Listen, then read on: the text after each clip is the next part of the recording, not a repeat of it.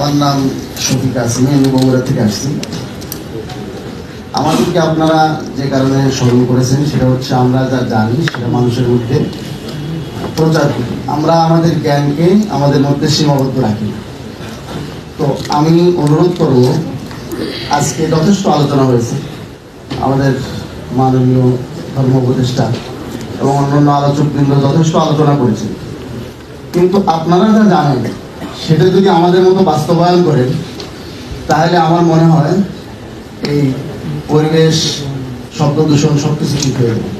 এক ওয়াজ মাহফিলে আমাকে একজন এসপি মহোদয় আমার পাশে, তিনি প্রধান অতিথি ছিলেন, তিনি আমাকে অনুরোধ করেছেন মাদকের বিরুদ্ধে একটু সচেতনতামূলক ওয়াজ। আমি বলছি আমরা যারা ওলামায়ে কেরাম আছি আমরা মাদক থেকে বহু দূরে এবং আমরা সবসময় এটার উপরেই সচেতন করি, কিন্তু মাদকের লাইসেন্সটা কে দেয়?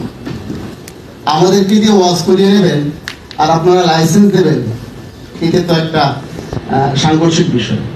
এজন্য আমার মনে হয় যে আলোচনা অনেক হয়েছে, এটা যদি আমরা বাস্তবায়নের জন্য মাঠে নামি, যেরকম আমরা ওয়াজটা মাঠে ময়দানে করি এবং মানুষের সাথে আমাদের একটা সম্পর্ক আছে, সেজন্য আমাদেরকে যেমন আপনারা স্মরণ করেছেন, ঠিক আপনাদের জ্ঞানগুলো যদি, আইনগুলো যদি আপনারা বাস্তবায়ন করেন তাহলে ইনশাআল্লাহ সমাজ সবকিছু সম্পূর্ণ